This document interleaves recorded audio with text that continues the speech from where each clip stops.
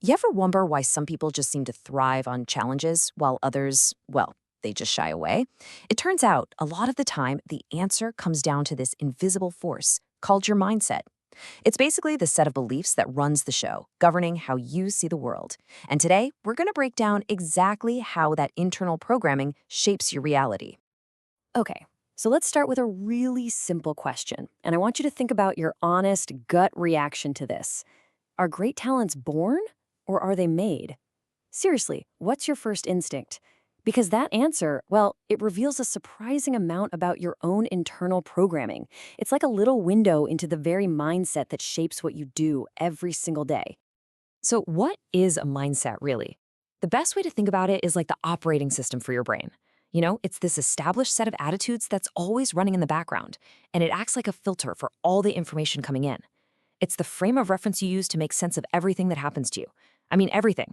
From a tough project at work to just a casual chat with a friend. All right, this is where things get really interesting. This brings us to some pretty groundbreaking work from a Stanford psychologist named Carol Dweck. What she discovered is that, for the most part, our beliefs about our own abilities fall into one of two different buckets. And this split, this one little difference in belief, can literally change the entire course of our lives. It's that big of a deal. So, Dweck laid out these two fundamental mindsets. On one side, you've got the fixed mindset. This is the belief that your intelligence is static. It's a trait that's just locked in. And if you think you only have a certain amount of smarts, then every single challenge feels like a high stakes test, right? And failure, failure feels like a final judgment on who you are. But on the other side, you have the growth mindset. This is the game-changing idea that your abilities are much more like muscles. They can be developed, they can be grown through hard work and dedication. And with this mindset, challenges aren't something to fear, they're opportunities to get stronger. And this quote, this just nails the whole idea of a growth mindset, doesn't it? It's not about trying to prove how brilliant you already are.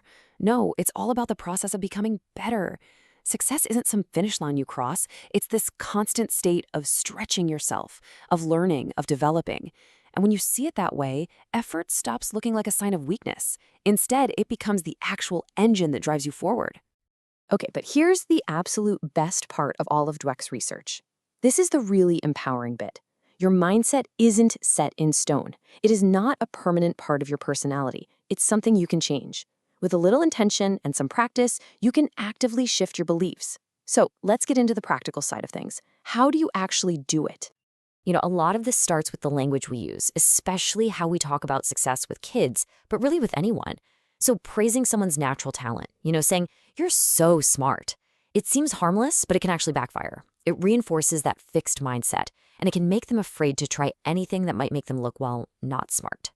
But if you praise the process, if you say, "Wow, you worked so hard on that," that's a total game changer. It fosters a growth mindset because you're rewarding the things that actually lead to growth: the effort, the strategy, the persistence. So how do you build this in yourself? Well, you can think of it as a four-step loop where each part feeds the next. Step one, you have to actively embrace challenges, not run from them. Step two, when you hit a wall, and you will, the key is to persist, to keep going. Step three is about reframing effort, seeing it as the path to getting better, not as proof that you aren't good enough. And finally, step four, you learn from criticism. You take that feedback, good or bad, and you use it as fuel to improve. It's a powerful cycle. And Dweck offers this one incredibly simple but powerful little tool to help you with all of this. It's just one word: yet. Seriously. The next time you catch yourself thinking something like, "I can't figure this out," or "I'm not good at this," just tack the word "yet" onto the end. I can't figure this out yet. It's such a small change, but it completely reframes the thought. It turns a permanent dead end into a temporary situation. And that simple shift opens the door to possibility and growth. Okay, so the whole fixed versus growth model is huge. It's a real game changer, but it's actually just one piece of a much bigger puzzle. This core idea that our deep-seated beliefs are what drive our actions, well, that applies to so many other parts of life. So let's zoom out a bit and look at a few other key mindset pairs that researchers have uncovered. So take the abundance versus scarcity mindset, for example. Do you see the world as a place where there's plenty of success to go around for everyone? Or do you see it more as a zero-sum game, where for you to win, someone else has to lose? Or how about promotion versus prevention? Are you someone who's motivated by chasing after big goals and new achievements? Or are you more driven by the need to avoid losses and protect what you've got? Each of these pairs is like a different set of glasses, a different filter that shapes how you approach, well, everything, from your career to your relationships.